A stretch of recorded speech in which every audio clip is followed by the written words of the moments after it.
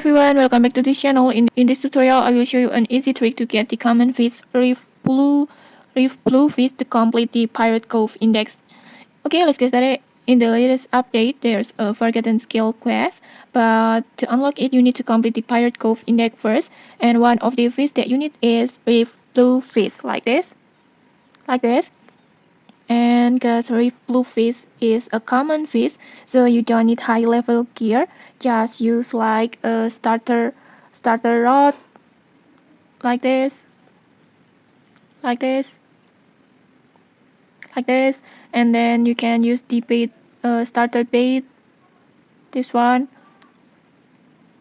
Just use a low level rod, and after that, just fishing on this Pirate Cove, like for example over here, and then just start fishing over here and just be patient until you get that fish.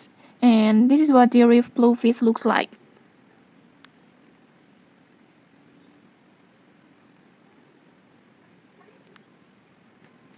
Like this. It's a blue in color, and I think it's so cute. And okay, maybe that's it. If you found this helpful, don't forget to like, comment, and subscribe for more tutorials. Thanks for watching, and see you.